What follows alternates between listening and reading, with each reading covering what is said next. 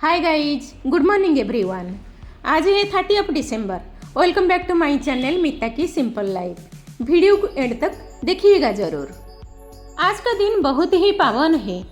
आज है सांबो दशमी और पुत्रोदा एकादशी।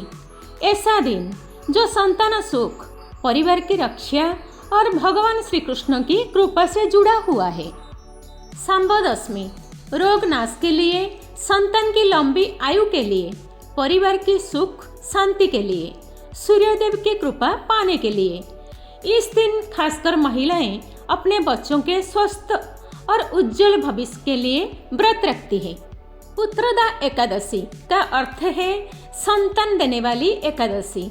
मान्यता है कि इस दिन भगवान विष्णु की पूजा करने से संतान सुख की प्राप्ति होती है और संतान पर आए कष्ट दूर होते हैं। जब भगवान श्री कृष्ण के पुत्र सांब ओडिशा की पवित्र भूमि कोणार्क चंद्रभागा नदी के तट पर सूर्यदेव की उपासना करके कुष्ठ रोग से पूर्ण रूप से मुक्त हुए।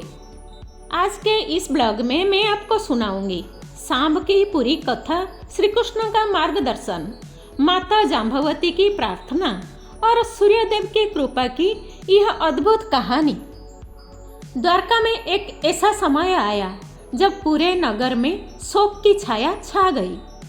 जिस द्वारका को भगवान श्री कृष्ण की लीलाओं से जाना जाता था, उसी द्वारका में भगवान श्री कृष्ण के पुत्र सांब एक भयानक रोग, कुष्ठ रोग से पीड़ित हो गए। जो सांब कभी तेजस्वी, बलशाली और हंसमुख थे, आज वही सांब अपने ही शरीर के दर्द से जूझ रहे थे। माता जाम्बवती का हृदय पुत्र की पीड़ा देखकर व्याकुल हो उठा। पूरी द्वारका में केवल एक ही प्रश्न था, क्या भगवान के पुत्र का यह कष्ट कभी समाप्त होगा? भगवान श्री कृष्ण की पत्नी माता जाम्बवती अत्यंत धर्मपरायणा और तेजस्वी थी। उनके पुत्र थे सांब, बलशाली, सुंदर और तेजस्वी। अपने पुत्रों को इस भयानक रोग से पीड़ित देखकर माता जाम्बवती का हृदय टूट गया। वह रो रो कर भगवान श्री कृष्ण से प्रार्थना करने लगी। भगवान श्री कृष्ण ने कहा, यह श्राप टल नहीं सकता, पर इसका समाधान भक्ति और तपस्या से संभव है। भगवान श्री कृष्ण ने सांब को सलाह दी सूर्यदेव की कठोर उपासना करने की। पुराणों के अनुसार यही मान्यता है कि श्री कृष्ण के पुत्र सांब ने ओडिशा के कोणार्क क्षेत्र में चंद्रभागा नदी के तट पर सूर्यदेव की उपासना की थी और वहीं से वे कुष्ठ रोग से मुक्त हुए और सूर्यदेव के कहने पर इस मंदिर का निर्माण करवाया था, जिससे बाद में 13वीं सदी में राजा नरसिंह देव प्रथम ने बनवाया था। श्री कृष्ण के पुत्र सांब की कहानी में ऋषि दुर्वासा का अहम रोल है।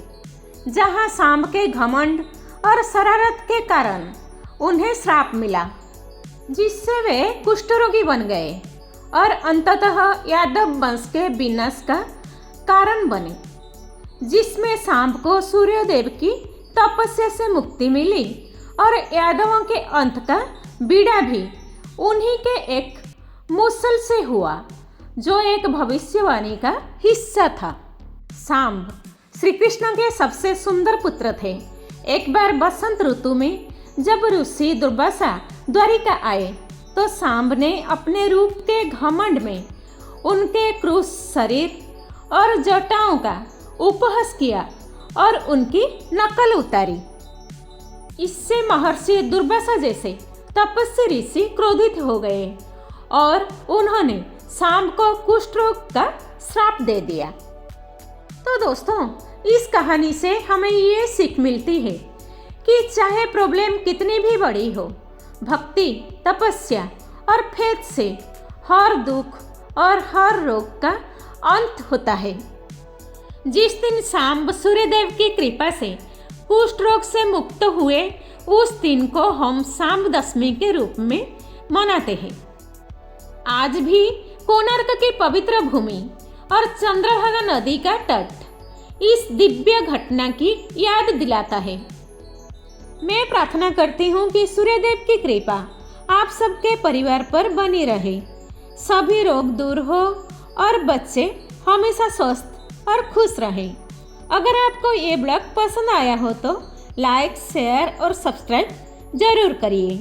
जुड़ी रहिए मीता की सिंपल लाइफ चैनल के साथ। जय श्री कृष्ण।